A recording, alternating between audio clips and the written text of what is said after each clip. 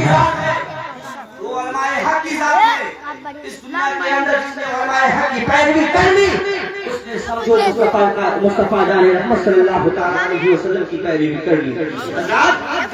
ہمارے ذہن میں سوال پیدا ہوتا ہے، سوال کرنے والے سوال کر دیتے ہیں، آخر مصطفیٰ جان رحمت صلی اللہ تعالیٰ علیہ وسلم نے اسلام کی تبلیغ کی، اسلام کی تبلیغ کرتے کرتے دنیا سے چلے گئے، اسلام کو خوب پھیلایا، لیکن جب میرے آقا صلی اللہ تعالیٰ علیہ وسلم جب بظاہر دنیا سے تشریف لے گئے، تشریف لینے جانے کے بعد میں لوگوں کے سوال کا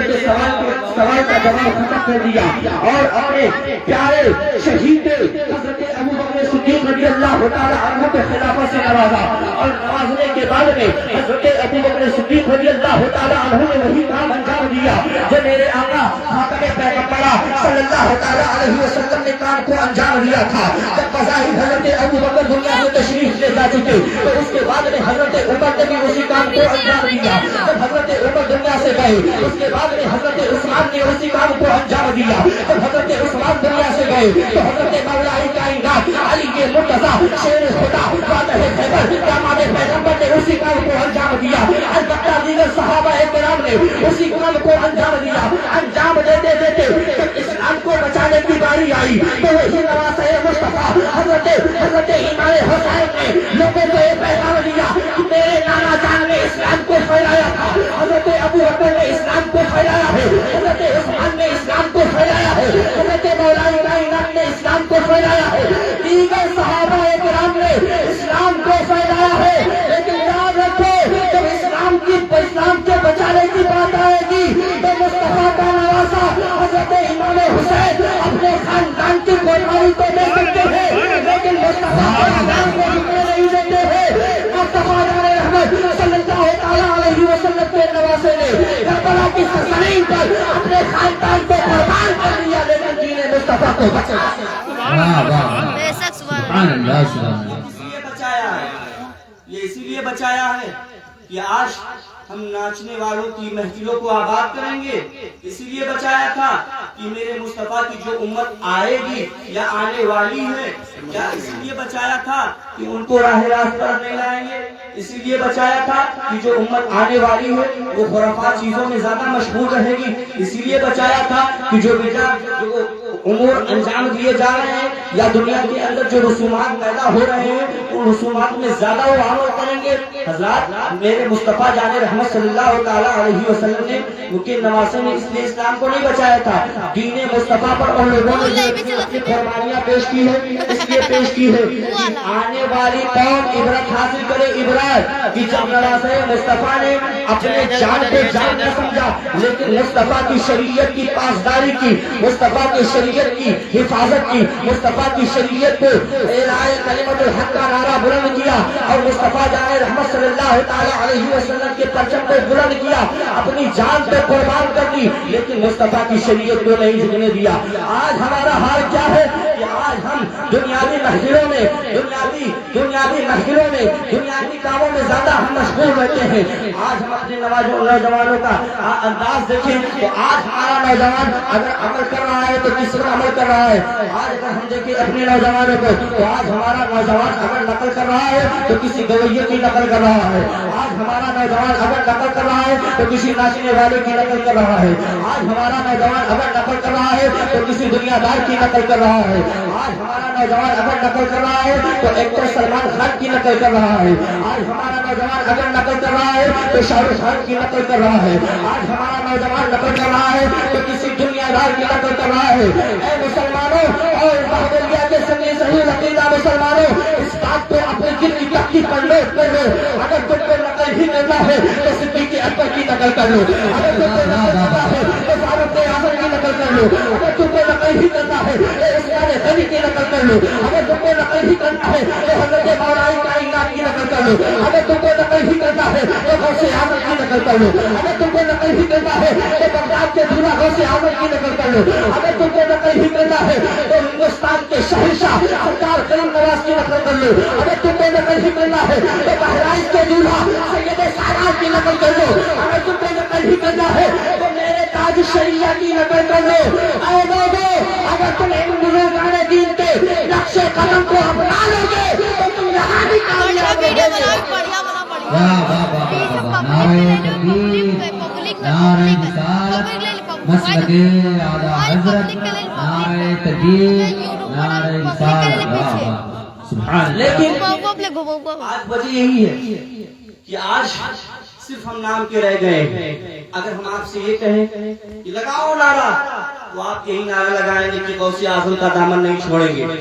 لیکن کبھی غوث اعظم کے نقش قدم پر عمل کیا؟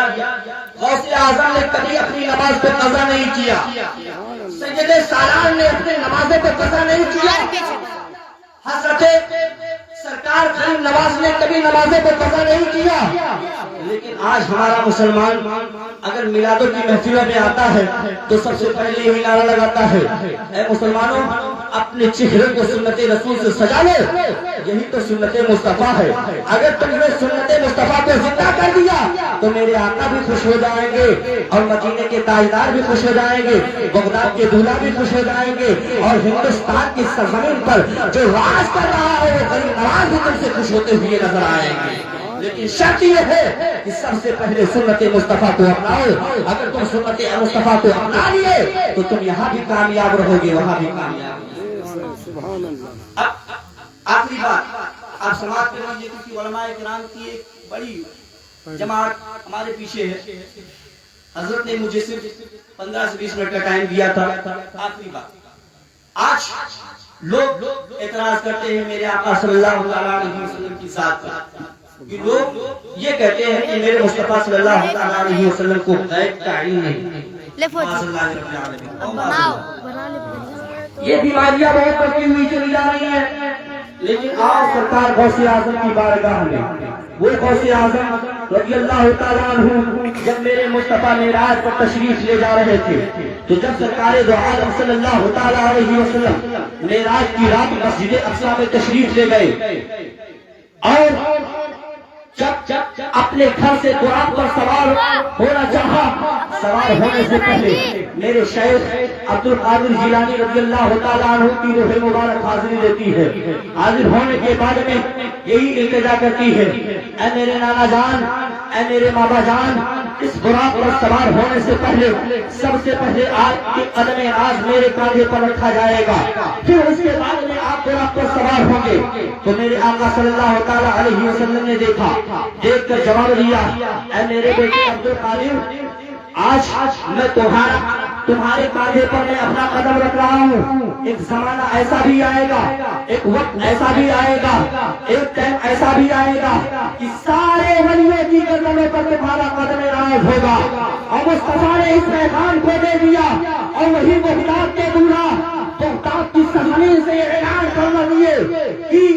جب میرے غوث اعظم رضی اللہ تعالیٰ عنہ نے بغداد کی سرزمین سے ارشاد فرمایا تھا کہ میرا قدم حاضری علی رقبت کل ولی اللہ، میرا قدم راز تمام ولیوں کی قدموں پر ہے. تو وہی ہند کا راجا پیارا خواجہ سرکار خواجہ غریب نواز رضی اللہ تعالیٰ عنہ خراسان پہاڑ کے کھال کے اندر امام عبادت میں مشغول تھے، رضائے الہی میں مشغول تھے. جب اس آواز کو سرکار غوث پاک رضی اللہ تعالیٰ عنہ کی آواز کو میرے خواجہ نے سنا، اور سننے کے بعد میں میرے خواجہ غریب نواز رضی اللہ تعالیٰ عنہ نے جواب دیا، اے میرے پیر، بڑے پیر سرکار غوث پاک رضی اللہ تعالیٰ عنہ، آپ نے یہ ارشاد فرما دیا کہ میرا قدم راز تمام ولیوں کی قدموں پر ہے. سن لیجیے، آپ کا قدم راز صرف میرے قدم ہی پر نہیں ہے، بلکہ میرے غریب نے ارشاد فرما، غریب نواز نے ارشاد فرما دیا، بل علی عین الراس، بلکہ آپ کا قدم راز میرے سر پر بھی ہے اور میری آنکھوں پر بھی ہے.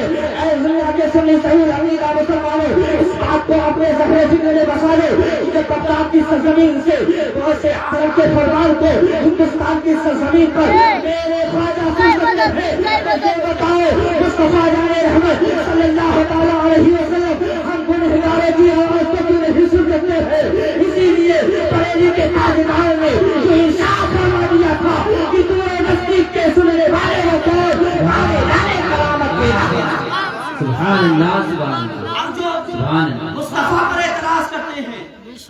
تو سب سے پہلے ایک ولی کا تو مقابلہ کر کے دکھا دیں، میں مان لوں گا. وہ خود ہی ہمیں